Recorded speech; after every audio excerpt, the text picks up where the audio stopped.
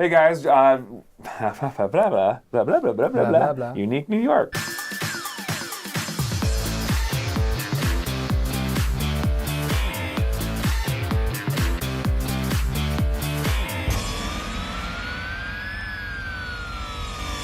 Hey everyone, we got Dylan Maitland again on the Teaming Up show. We're actually going to have, this is going to be Dylan's show today. It's my show today. Yeah. So we're going to talk a little bit about how does an agent at 24 years old do 50 transactions? And this is your fourth year. Well, now you're going on your fifth year. Just ended my fifth year. But you just ended your fourth year. Yep. Right? Yep. Okay. Sure did. And so you were 24 for most of that. How do you close 50? How do you close 50 transactions? People want to do that. I mean, that's no joke, right? Yeah, you sell them one house at a time. That's for sure. Yeah. But one house a week. I mean, basically, yeah. And that's it took some time to basically wind up to that. Obviously, to have the expectation overnight that you're going to sell 50 houses your first year in the business or even second year. Mm-hmm. Now, there's some out there that have done it, and that's great. But as far as myself, how I got there is the first few years I viewed as a big wind up. I understood that it's going to take a lot of pioneering up front in terms of lead generation and being focused on what things are important. What does pioneering mean? Meaning, like, obviously, when you first get your license in the business, you don't have any business. Right. So you got to go out there and find it. But you have business cards. I mean, does that get you business? Effort's going to get you business. Okay, effort. Okay, yeah. So I tried to keep myself not focused on all these details about the business. If you're like, you need this, you need that, I started thinking, well, what's actually going to give me revenue is going to be out there shaking hands, making those phone calls to start lead generating for a business. So do you think a lot of people just focus too much on the details when they first get in? Absolutely. Do you see that a lot? I mean, you know a lot. I want you to, you're a humble person, but I want you to really say it. Like, you see a lot, you know a lot of agents. You're friends with a lot of agents. Yeah. So what do you usually see? Do you see a lot of agents just focus on the details too much? Yeah, they really do. You know, they're worried if their Facebooks looks pretty enough, if their business cards, you know, they're just spending so much time on smaller things that if they acquire and they do these things, for example, like getting their social media perfect, getting their marketing materials perfect, their business cards perfect. You know, figuring out exactly what to say is perfect. They're so much relying on that. They're wasting, I shouldn't say they're wasting time, they're prolonging their time of when they're actually going to get out there and start hitting the pavement to get business. And I think what you need to do is, yes, educate yourself and get something in hand, but then you just got to go for it. And I see so many people get in the business and they're like, they're so caught up in all these things that aren't going to produce business. To my opinion, they're more of a byproduct of the business. Okay. That's when you have to rely on like your broker and the mentors around you. So when you do, for example, get somebody under contract, you know how to handle them correctly. Obviously, in real estate school, you learn quite a bit about the transaction process and how to care for clients. Yeah. And when it's your first time, it's nerve-wracking. So having that fear of what do I do if I get business, I think holds a lot of people back. I think you just gotta. So when you say like being too messy, like people are too scared to be messy in the transaction? Yeah, okay. I think you gotta create a mess. Right. If you're trying to have all your eggs in a row and have everything perfect, of course you're going to still give clients really good service. Absolutely. It's just behind the scenes, instead of like kind of just making sure all the things that don't matter are perfect. You're saying you got to just say, no one cares about those. I got to go and make sure that I'm meeting more people and not just getting comfortable, right? Yep, that's right. Yep, you got to get out there, start shaking hands, get in front of people, and start building those relationships. So what could you say to someone? What would you say to someone that you know they're going through that right now, where they are just getting everything perfect? What would you be able to say to them to get them to say, hey, I'm going to do what Dylan did? I would say, obviously, before people get their license, or even when they do have their license, again, they're worrying on everything is perfect. So just take what you have and then just start applying it.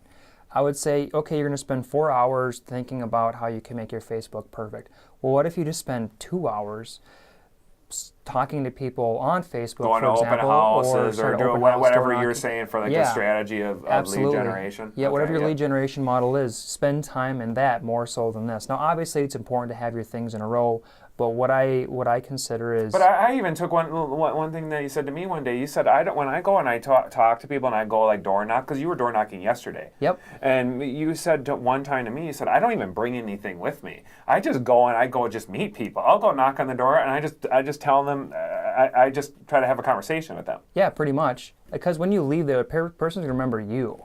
They're not going to remember whatever you gave them, and half the time it's going to go in the trash. Now, Right. I'm not saying... Half the time, maybe more. Yeah, I would say... I've heard stats of saying like almost all of it will go in the trash right away. Yeah, now I do like to bring something with me. Okay. But Okay. by and large, it's the content of the conversation that's more important Right. than whatever flyer you're passing out. Right. Okay. For efforts such as that. So what I'm trying to emphasize is when agents are really hesitant to get out there and lead generate, it's usually because they're worried about everything as far as the back end of the business being perfectly detailed, when it's great and important to have things in a row, but you got to get out there and you really got to start hustling. Okay. And I think because I had a focus on that early on, Yeah, that's what I wanted to bring up next.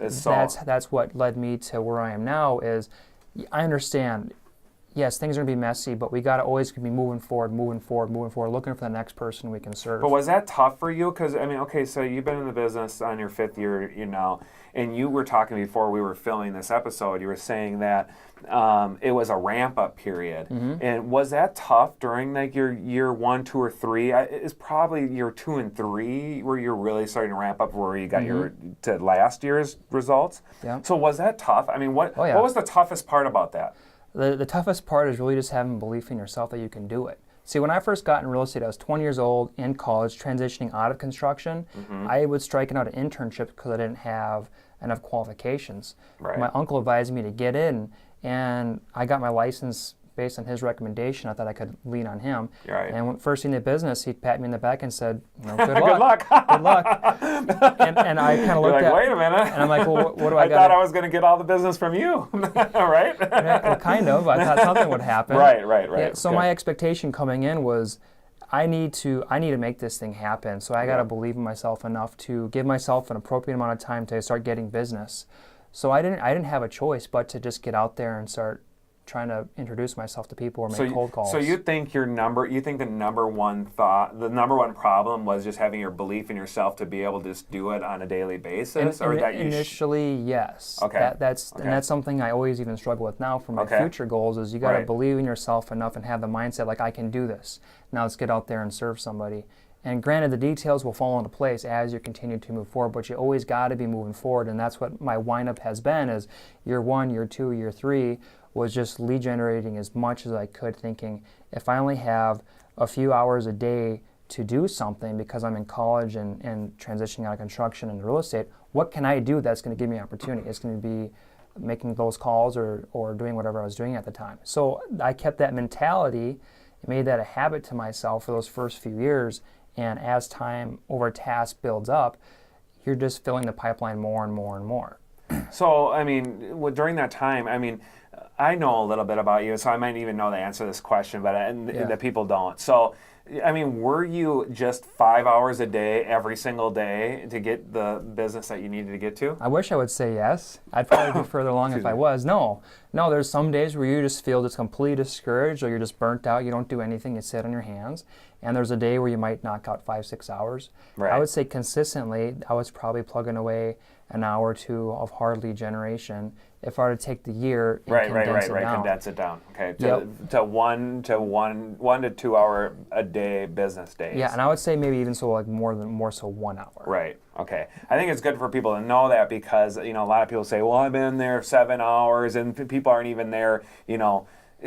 Some people are saying that I'm in there for all the time doing everything perfectly, and then the person who is struggling is saying, I can't even get in there, 1 day a week. And so when you start saying it's like 1 hour a day, and you're saying you're making that because you had a 5 hour day this day, you had 3 0-hour days this week, right? Yep. So I think it's really important for people to understand that, absolutely. because I think people will beat themselves up instead of just kind of shrugging off yesterday and saying going forward to today. And it's hard to move forward when you had a bad day the day before. Mm-hmm. And sometimes it's exhausting if you do spend an entire day lead generating and you don't get any results.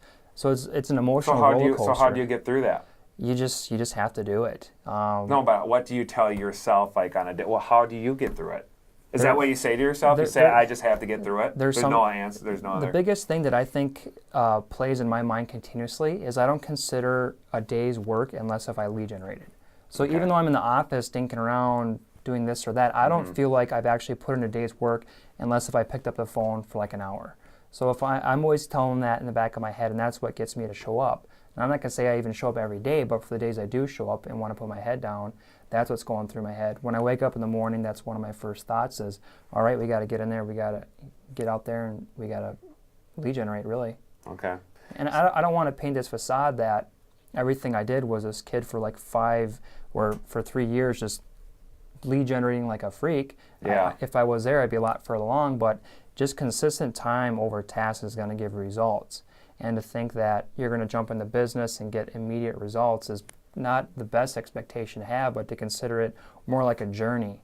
Okay. You know, I want to have continuous growth in my business, but it's going to take continuous effort every day to find new business. Okay. And I think because I was pretty good at that, those first few years has led to a very successful year of last year. Right.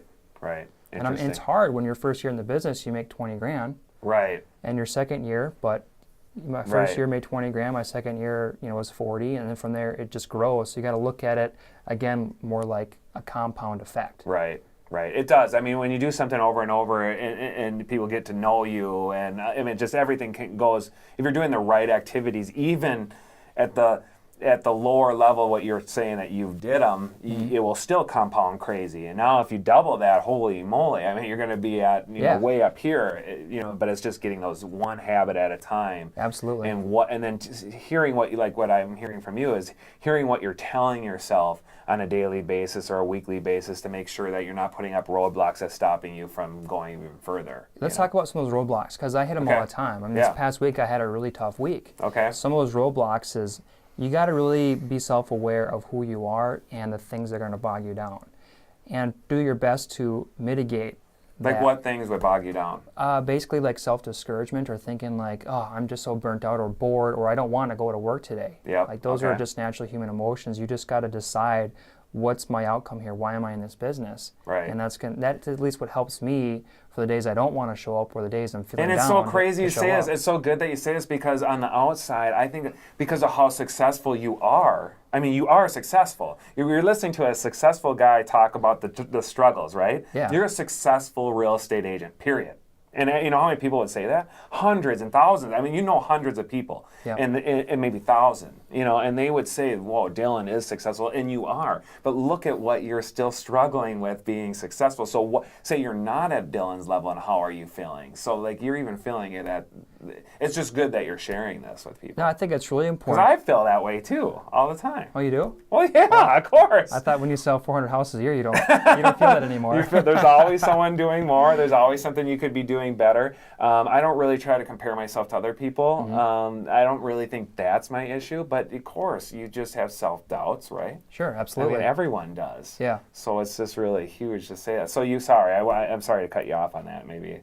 No, I mean, that was basically my point is, even at the level where I am, there's many things that in my emotional being that come up that I got to work through. And to be honest, that's probably the hardest thing about the business, I think, as being an entrepreneur, is having that self-belief and having that mindset. Because the actual duty of talking to people on the phone and knocking on doors and holding open house, it's that. It's not a hard thing to do. No, it's not. And you're good at it, It's hard to get yourself to do it, is the thing. Well, what's the hardest step to the gym? It's putting on your shoes. Exactly. When you're there, you're like, why am I not doing this every single day? Yeah. Why am I not doing this 3 times a day? Yeah. You're saying, but then you don't. And then you don't even do it that next week. And you're like, what the heck is going on? You could even have a great day today, and then tomorrow wake up and be like, oh, this sucks. And be like, well, yesterday when you're halfway through it, you're like, this is the best thing ever. Best. This is the best. Yeah. So what's the problem? I know. I think it's just part of being a human. I'm no robot. I think there's some people out there that can really manage their emotions at a high level.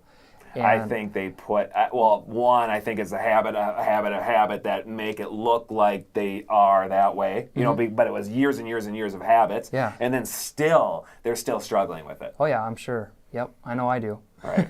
Interesting. Yeah. Okay. Well, thanks for coming to this episode. We're going to have Dylan on for a couple more. Well, it's on the Dylan Show today, and we're even standing up. Yeah. Because it's the Dylan Show today. Got some energy going here. Having some fun. Just don't punch me. Right? All right. Okay. All right.